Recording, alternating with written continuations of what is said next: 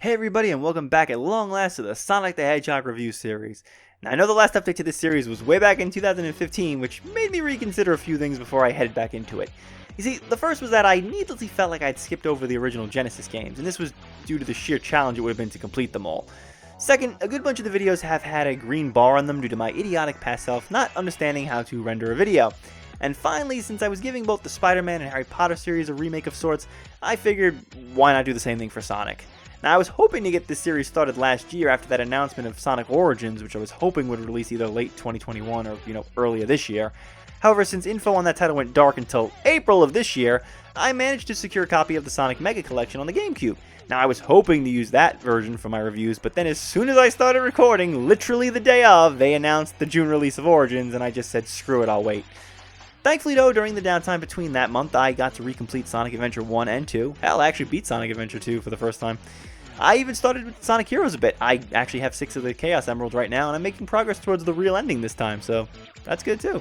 And I even beat all of Sonic 06, which has already been recorded and filmed as of this recording right now. Yeah, it wasn't fun in the slightest, but I really wanted to do better this time with the reviews. I felt in my Heroes in 06 review, I was simply giving up too early, and I didn't really give them the attention they needed. But not this time. This time we're going to be looking at every mainline Sonic game at least from start to finish. So before we dive into the first Sonic game, a little history with my experience with this title, and a quick history for how the Blue Blur got its start. See, back in the 80s, Sega was having a pretty decent time making arcade games, but ultimately they felt like they were living in the shadow of a little company, maybe you heard of them, Nintendo. So in 1988, Sega made it their mission to develop a character that could outrival Mario, and it took them 3 years. Sega president Hayao Nakayama wanted something as iconic as Mickey Mouse. While technically Sega's mascot had been Alex Kidd, the company felt like he was too similar to Mario. While brainstorming ideas for the type of gameplay mechanics that the title would have, the team decided they wanted to focus on a sense of speed, and this led them to start thinking of a list of fast animals such as kangaroos and squirrels. In the end, when they narrowed the list down to animals that could also roll into a ball, the list then contained armadillos and hedgehogs. Eventually, the hedgehog concept art that had been designed by Naoto Ashishima won out. The team came up with several ideas to flesh out the character, such as putting him in his own rock band, giving him vampire fangs for some reason, and even a human girlfriend named Madonna, cause, that's a good idea. Thankfully, all of this was scrapped for the final release. There's a lot more to this early development and creation of Sonic, but if I go much more into the detail here, this will be more of a retrospective than a review. So let's just jump right into my personal experiences and then the game. Now, the first Sonic game was not the first game that I played in the series. That honor would go to Sonic 2. Nope, I first experienced the first Sonic game in 2007 when it was available on the Xbox Live Arcade, so I don't really have a strong personal connection to this one. Still, I figured I had to try out Sonic's first game after all the time I'd spent with Sonic 2 as a kid. In fact, my journey with the Sonic series is kind of strange. I grew up playing Sonic 2, and then I'm pretty sure I played Sonic 3 for a level or two at my cousin's house when I was a kid, and then I think I didn't come back into the series until Sonic Adventure, which was my second reason for owning a GameCube next to Smash Bros., and then I think I stayed away from the series until Generations. Not for any legitimate reason. I mean, don't get me wrong, I kept hearing how the series was kind of going all over the place quality-wise, but I was young and stupid. I really didn't care about all that stuff. I don't know, games just didn't really entice me or anything, so yeah, I bailed until Generations, and that kind of brought me back in. Now, the story of Sonic the Hedgehog is pretty simplistic, as that was the standard for games at this point in time. Basically, the evil Dr. Ivo Robotnik in English, or Dr. Eggman in Japanese. Look, all I know is there was a disagreement between the Sega America team and the Sega Japan team, so we've got 2 names for the guy. I'll probably just call him Robotnik since that's what I grew up with anyway. Also, I kind of always liked Robotnik more than Eggman. Yeah, I get it, he looks like an egg, but I always feel like Eggman is a very juvenile term, like it's something like a 4-year-old would call him. I get it, Sonic and his friends are technically kids, but I know Robotnik just seems better. I mean, he builds robots, they're called badniks, he should be Robotnik, it just makes sense. Anyway, Robotnik here is attempting to steal the 6 Chaos Emeralds for evil purposes. To assist in his plans to take over South Island, he's captured the animal inhabitants and placed them in robots and trapped the rest in these capsules across the land. The goal is for Sonic to collect the 6 emeralds, free the animals of South Island from their capsules, and beat Robotnik. There's really no point in grading the plot heavily at this point because it's very simplistic. Honestly, this plot is no different than Bowser kidnapping Peach, so I'm not going to really be looking too closely at the plot for the Genesis games. The later ones add little flourishes, but the basic plot to most of the Genesis games is Robotnik stealing the Chaos Emeralds, and Sonic has to stop him. Usually there's a new friend that Sonic makes along the way, but other than that, it's pretty much par for the course. Now, the main design aspect that the developers wanted to bring to Sonic was that sense of speed, and it's kind of funny how some of the levels seem to highlight this more than others. Like Green Hill Zone definitely makes you feel that sense of speed. Once you use the momentum right and your ability to curl into a ball to take out enemies, you can fly right through. But right after that level, you're hit with Marble Zone. and a sense of speed and momentum comes crashing into a brick wall. This level's more centered around platforming than gaining speed. There's lava pits and sections where you have to bounce on blocks, which are a sharp contrast to the rolling slopes and hills we were just in. And the game keeps kind of shifting gears in that regard.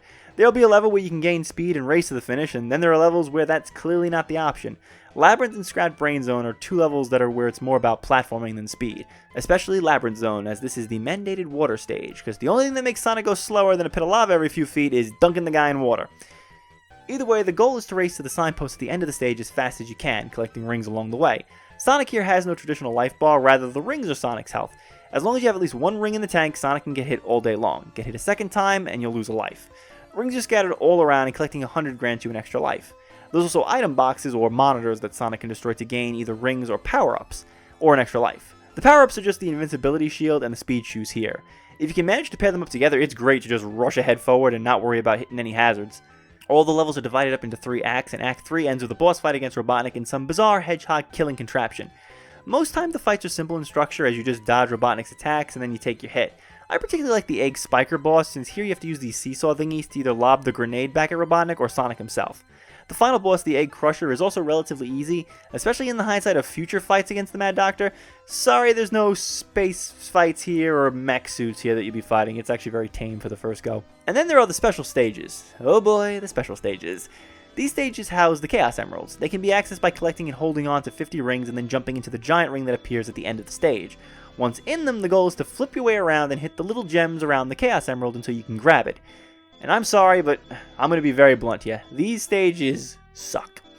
Each time you jump around, the stage rotates in the opposite direction, and you'll have to keep readjusting yourself. On top of that, there's bumpers scattered all over the place, and each time you hit one of those, the stage goes spinning around the other direction.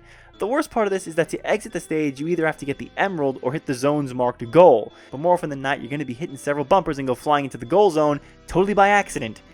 And once you leave the stage, there's no retrying. Nope, you want another shot at that, you gotta get another 50 rings and try it again. Now this is actually easier on the Origins collection, since the new mode here lets you collect coins in place of lives, and the coins can be used as retries for these stages. But honestly, even with like 50 of these tries, I still couldn't get past the second stage here. Also, the ending doesn't really change if you grab all the emeralds or not, it's just a different ending screen, nothing fancy. And no, Supersonic wasn't a thing yet, so he's off the table as well. So, honestly, I didn't really put the effort into grabbing them here. Sure, Robotnik taunts you at the post-credits with the emeralds you missed, but I'm like, screw that noise, man, I'm out.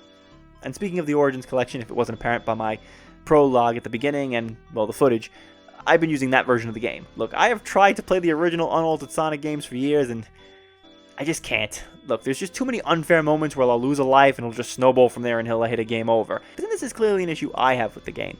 Also, you have to realize that the original Genesis games are from a different point in gaming history. You know, before there was save points and checkpoints and autosaves. There's plenty of rage-inducing moments when you'll be speeding along and suddenly you'll hit an unforeseeable object that will drain all your rings.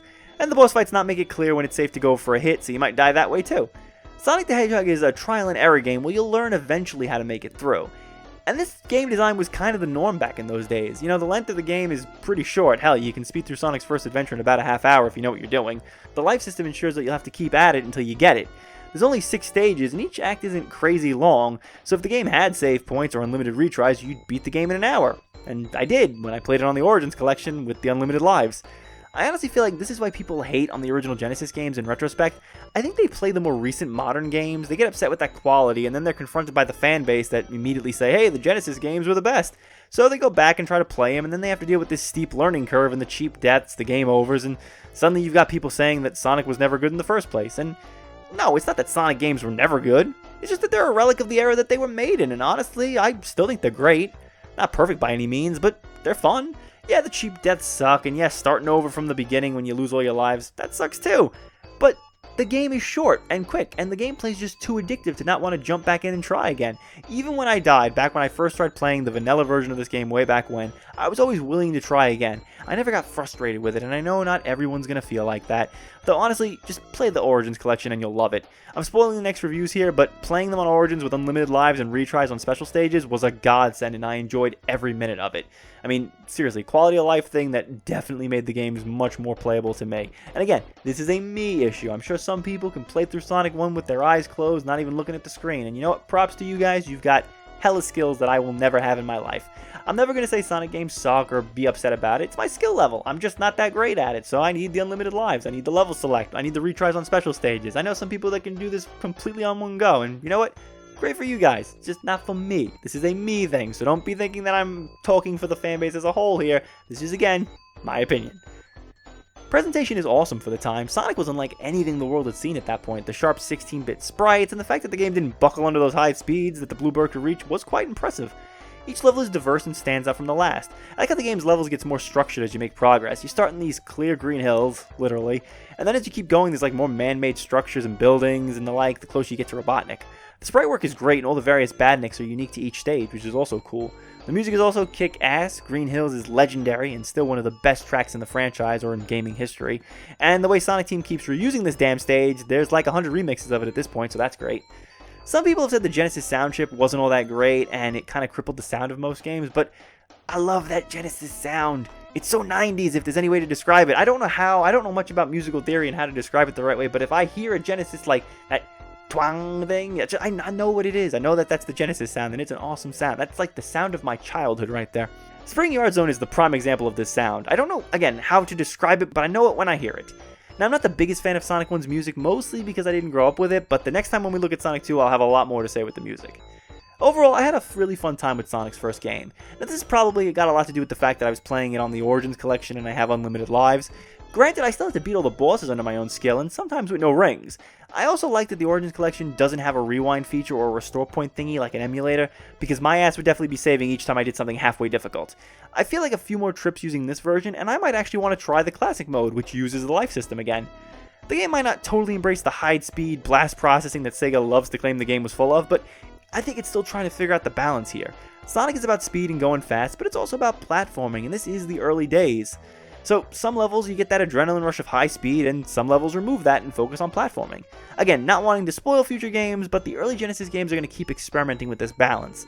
As for the first entry in the series, you can see the growing pains, and coming back to the series after seeing where it goes makes it very apparent as to how the series will be shaped. So come back next time when the Sonic Review series continues when we look at Sonic the Hedgehog 2. Thanks for watching.